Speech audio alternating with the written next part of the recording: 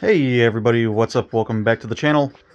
Back with another update on the center section of the Titanic, and you guys can see significantly more built up than the last time.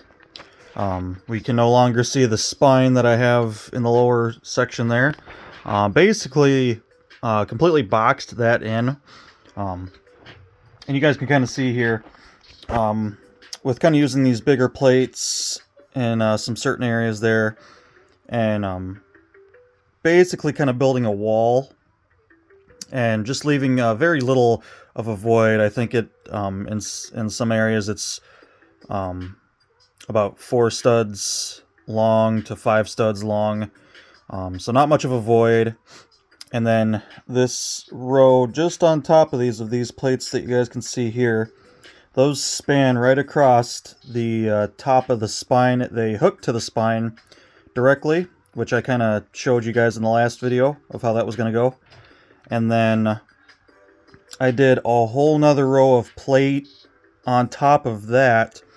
So basically filled in and made a whole cover of plating right on top of the spine. And then went and did a whole nother row of plating on top of that to get me up to a good height of where I could use just bricks and connect to these end modified plates right here, and not have to really get too crazy with doing a combination of brick and plate. Of course, over here it's a little different because we're over top of the engine room, and I have that height. That gray plate right there is basically max height of my ceiling in the engine room. You guys can see the lower part of the ceiling there, which is basically just the base of one of the room floors. And we can show you. And this is getting very heavy. It's not quite a solid chunk, but it's pretty stout. So this is going to be a really heavy section already, I can tell. But you guys can kind of see how part of that roof in the engine room is up higher. There was a reason I did that. I think because I don't. There was something odd that was making me have to do that. So, but there we are. All that's done, and then you guys can kind of see this this kind of kind of like an inset type bracing that you guys see on the side here above all that. So how I kind of went about doing this section up here, a lot different than last time. So basically, this point right here, you guys can see that's one plate lower. There's another spine, so on top of these 2 layers of plates right here, down the whole middle, there's another interconnecting spine that leads all the way over here and connects kind of down underneath some of that stuff. And then these plates right here directly cover and attach on top of that. But after I got the spine built up here, I was thinking, okay, how can I raise this stuff up to where it needs to be, and then kind of fill in the in-between where the spine sits and this outer wall here.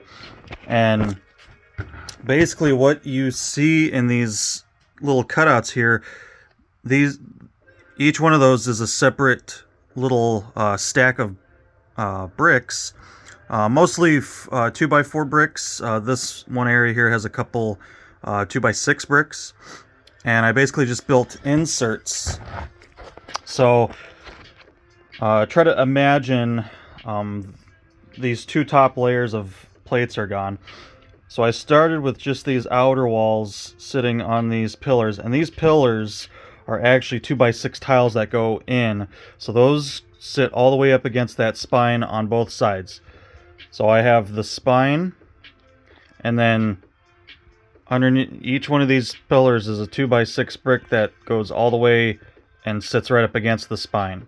So each one of those goes all the way in there. So I had these cavities to fill in each one of these spots here, and I wasn't too sure what I wanted to do about that, if I just wanted to plate over it, which that would have been fine because I had plenty of connection here and here, but I really wanted this to be just really packed tight. And yes, I could have filled all this in, but at a certain point it does get silly to how many parts I'm putting in this. Already, like I've said in the last video, it's way overbuilt. No need ever to build it this stout, this strong. Basically just doing this just for fun. Since I'm not worried about weight, I'm not worried about part count. This Titanic, though, I will say, is going to have significantly more parts in it than just the Lego build. I wish I could easily keep track so I could have a final part number for you guys, because this is a fairly big set.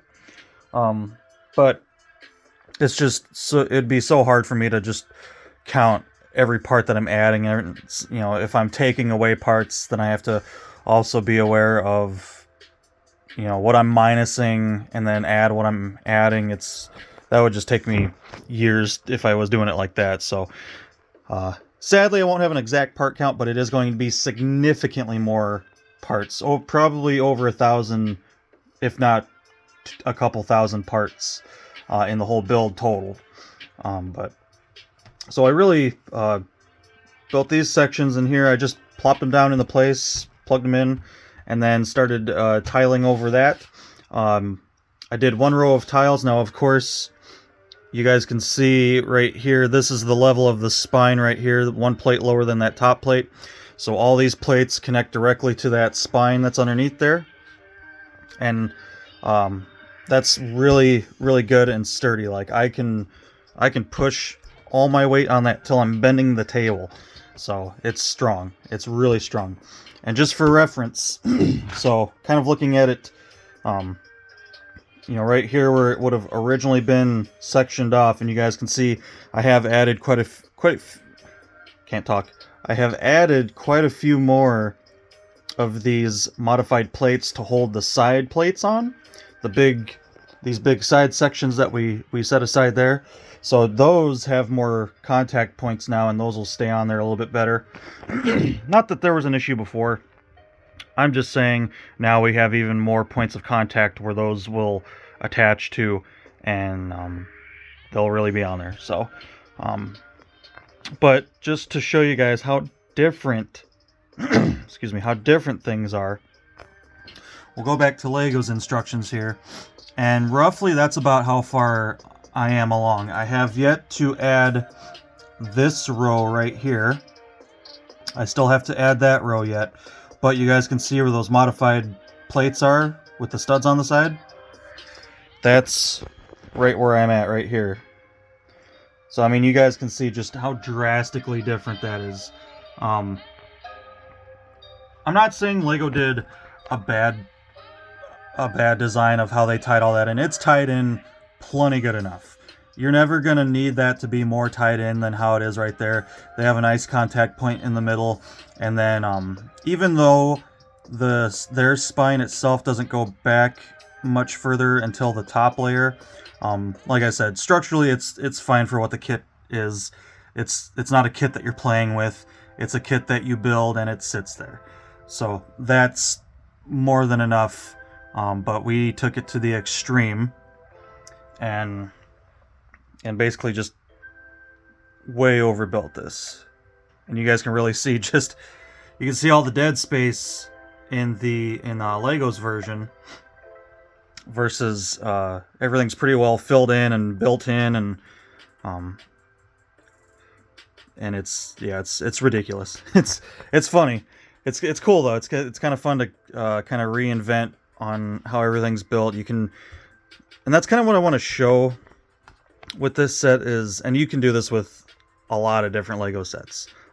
Pretty much any set out there you want to do. You can overbuild it, you can underbuild it, it's whatever you want to do. You don't always have to stick with Lego's instructions, you just have to stick within the parameters. So basically I had to make sure that these connecting points were at the right height, had to make sure these were at the right height, and that's about it. Anything in between all that, I could do whatever I wanted. Like putting my own engine room in there. That's one thing that I wish Lego would have really taken a little bit more time. They took all the time to do the boiler room, You know, this is the aft portion of the boiler room right here. And then all the rooms, fantastic detail. But on here, this is just a void, and you have all these rooms here, but then you just have this void where the engines would kind of slide into. But you can see all the way in there, especially when you get the other section built on the forward section there. You'd be able to see all the way in. And it just didn't look good. I felt like that could have been a lot better detailed. So that's why when I first built the ship, I added this engine room. The last time I rebuilt the ship, I added a little bit more detail and kind of fixed up my walls in there. So this time around, I had everything set pretty good. I just had to take it apart and put it all back together correctly. But you guys see how much better that looks. You know, not only do we have these cool rooms, but now we have the forward section of the engine room where the engines slide into, and it looks really cool. So, and I mean, I get it. The Titanic set was intended for adults. It was marketed for adults. Of course, a lot of kids out there are building it, which is awesome. I wish this set would have been out when I was a kid. I would have loved it. But it's built as simple as possible because Lego did a really nice job at kind of marketing stuff for adults, but making the builds and some of the build techniques really simple. So that way, if you were, let's say you were a full-grown adult and you had never built a Lego set in your whole life, and they came out with this Titanic, and you're like, oh man, that's really cool. I want the Titanic. I've never built a Lego set in my whole life. I want this Titanic. Hopefully I can build it. Lego did a really good job at doing that. You can see the construction isn't hard. Stuff is not everything is brightly colored, but some things are brightly colored where they need to be. I understand a lot of their coloration of just making it easier for adults, making it easy for people that haven't really done a whole lot of Lego projects.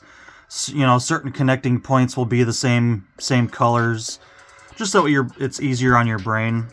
And then you have people like me, which have been building Lego my whole life, and so of course I want to get creative with the Titanic. This is the Titanic. I've waited well over 30 years for this set to come out, so I wanted to have fun with this. Now, of course, yes, the mock was a fail. I should have never even done that mock. I knew the ship was going to be heavy. I was hoping it wasn't going to be too heavy, and that was with significantly less stuff. If you guys go back to my mock videos of this build, when I was building the mock, you'll see there's significantly less parts.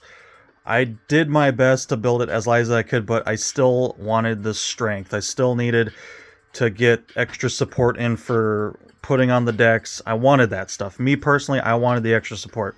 But that comes with extra weight. And it was just too much for the mock. The mock was built, the mock was designed for a normally built Titanic. It's literally working hand in hand with the instructions. I have talked about it plenty in the past, and like I said, you guys go check my older videos of when I first did this mock. It's a JB70 mock on Rebrickable, and if you guys have been following the channel for a while, you know I've done a couple JB70 mocks. Amazing mock creator, and I'm not in any way, shape, or form knocking the mock for the Titanic. If I just built it per the instructions and didn't add a bunch of extra stuff, it would have been fine. But my downfall was I wanted all the extra stuff, and that added too much weight. But the mock itself is awesome. Super well designed. It literally works hand in hand with the Lego instructions. And like I said, if you want to know more about that, I won't talk about it too much, but if you want to know more, go back to my older videos on when I first started putting the mock in the Titanic. I showed a lot of the instructions. It is free instructions on Rebrickable. So if you do have the Titanic, you want to motorize it, make it super cool, make it remote control, go on there, get it. It's free. It's awesome. Super awesome mock. Just didn't work out for my application, sadly. So here we are, back rebuilding it. So now this time around, I'm taking more of my own liberties with how I want to do things. The first time I built the ship, I stayed really strict with Lego's instructions while trying to add some of my own details, and I didn't really have any extra support. And as I was building it and kind of getting up to a little bit more of the deck detail, there was some spots where I'm like, this could have been done a little bit stronger, in my opinion. This could have been a little bit better, in my opinion. This could have been, just how I felt personally on the build. There was a couple things, or actually a handful of things that I thought could have been done a little bit better, a little bit stronger, a little bit different. And so I didn't really do a whole lot of crazy. Basically, the first time I built a ship, I added the engine room, did the engines, and geared everything together. That was more like on the stern side of the ship and the aft section of the center section here. So this time around, now that I'm not using a mock, other than my own mock, clearly, I'm not really sticking per Lego's instructions. I'm just sticking per their restrictions, or their having a brain fart. I said it earlier, but just staying within their parameters of what needs to be where. And now, here, embellishing on that, making it better, and doing a lot more. So, if you're a big time builder and you have a brain that likes to wander and you like to come up with your own ideas, the Titanic is actually a really good set to do that on, just because Lego leaves you so much empty space. So if you have the parts, if you have the time, if you have the patience, that's a big key. If you have the patience, and this stuff is more of an adventure than a hindrance. It's fun to just kind of go and do your own thing.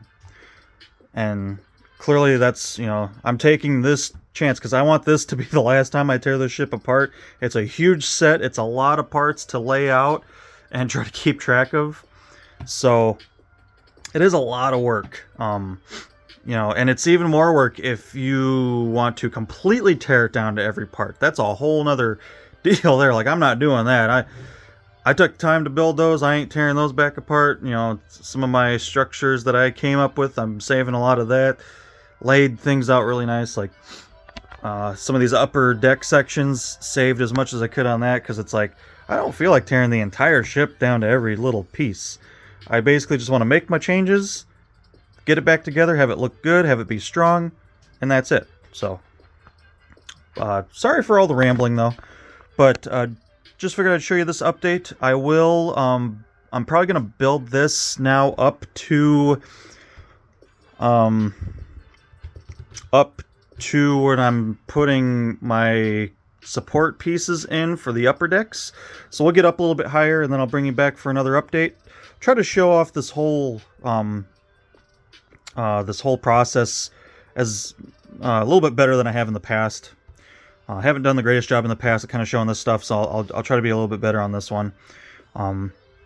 Something that I am going to kind of change, and that's going to change some of my stuff there, is you guys can see on these sections of the subfloor here, I had for some reason, and I'll see if I run back into that. If I run back into it, I'll have to keep it as is anyway. But I had this one section that had a layer of tiles on it, so my subfloor wasn't quite completely flat. I'm going to see if I can get that completely flat. I don't remember. I think there was something that I had going on with the spine, how it used to be, because there was a set of wheels like right in here. So all this was kind of built up different. So this, of course my spine, I didn't have a fully beautiful connecting spine, actually dual spines now, like I do now, because there was just large gaps for wheels. So I am going to see if I can kind of get that a little bit more leveled out and figured out. So there is still some stuff that I might change, even though I have the parts nicely laid out. Some of that might completely change yet. So, but anyway, just a little update on this. Let me know what you guys think. I know it's silly. I know it's ridiculous. It's way overbuilt, and like I said, just this right here, this is already getting heavy. This is a lot of bricks, a lot of Lego in this one section. But it's strong. It's super strong. I can shake the hell out of that, and it ain't going nowhere. It's super strong. That's what we want. So that's it, guys. Hopefully you enjoyed the update, and I'll bring you back on the next one. So hopefully you guys enjoyed the video, and until next time, take care.